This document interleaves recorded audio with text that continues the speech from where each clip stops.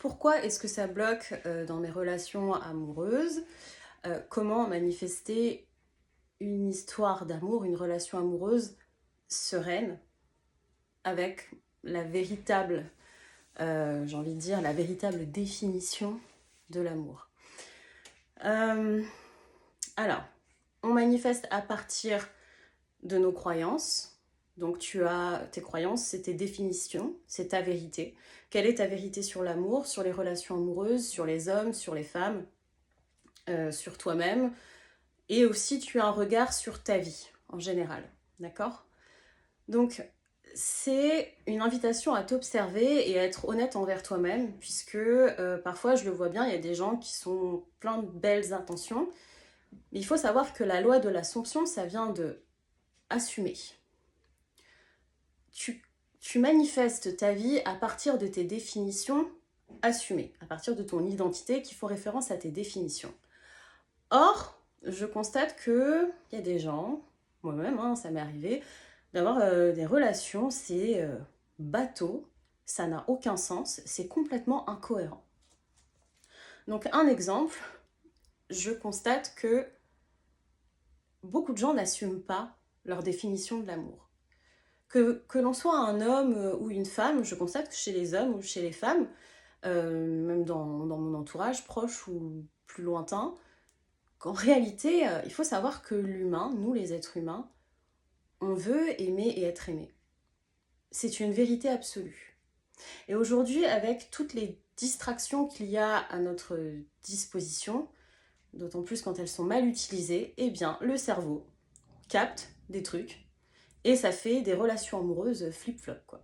Ça donne des personnes, par exemple, qui croient en l'amour, qui veulent vivre l'amour et qui courent tout le temps après des brebis, après les gens, et puis le sexe, et puis truc. C'est pas assumé. Il y a un truc vraiment que j'ai compris, c'est que ton incohérence est la source de ta souffrance. Par exemple, hier, j'étais au téléphone, non, c'était il y a 2 jours, j'étais au téléphone avec une amie et puis elle me disait, tu sais, Alison, mais moi je l'assume, hein. Moi je suis quelqu'un de très cucul à praline, hein, mais vraiment, hein, mais profondément romantique et tout, et elle le manifeste très bien dans sa vie, parce que c'est assumé.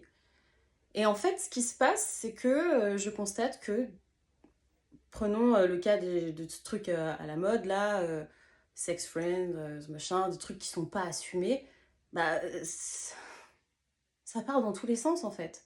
Et puis tout le monde est blessé dans l'histoire. Donc il faut comprendre, surtout quand tu veux manifester une relation amoureuse, en fait déjà il faut que tu l'assumes intérieurement. Et que quand ta 3D se présente à toi, que tu arrêtes de prendre des trucs qui n'ont rien à voir avec ça. Mais ça c'est la base. J'ai fait une vidéo sur comment manifester l'engagement, surtout dans différents domaines de vie. C'était pas forcément axé sur l'amour, mais en amour. Si à l'intérieur de toi, par exemple, tu es quelqu'un de profondément romantique, que tu crois au prince charmant, à la princesse, que voilà, tu as envie de vivre quelque chose qui est cucul à praline, mais il faut que ce soit assumé. Parce que combien de personnes, justement, n'assument pas leurs assumptions, et puis il y a une incohérence, et un jour je m'identifie, ah bah oui, je suis quelqu'un de romantique, et puis le lendemain, ça part en tournée sexuelle, quoi. Et on se retrouve dans différentes expériences de vie. On n'est pas là pour juger telle situation est mieux que d'autres. Là, je parle vraiment des personnes qui ont ce truc en eux qui sommeillent. J'ai envie de vivre l'amour et font complètement le contraire, donc sont incohérentes. Et je le répète, ton incohérence est la source de ta souffrance. Donc, peu importe ce que c'est, peu importe ta situation, que tu veuilles manifester une relation amoureuse avec un nouvel amour, le retour de ton ex, t'es dans une relation sex-friend et tu veux passer en couple, etc., il faut commencer par ça. Tu dois savoir ce que tu veux. Tu dois savoir ce que tu veux, ce que tu ne veux plus, ce que tu crois que tu mérites, hein, parce que dans la vie, c'est ça au final. Dans la vie, on n'a pas ce qu'on veut, on a ce qu'on croit que l'on mérite d'avoir. Je prends le cas du sex-friend. Si tu te vois comme un bout de viande, comme une machine à sexe, mais à ton avis, si c'est comme ça à l'intérieur de toi, à l'extérieur, il se passe quoi?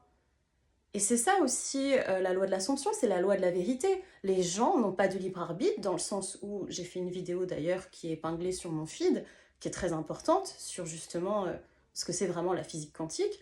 Les gens s'alignent à toi. Si tu vibres, je suis une machine à sexe, et qu'après tu te dis bah je comprends pas, je vis pas l'amour, comprends, observe ton incohérence.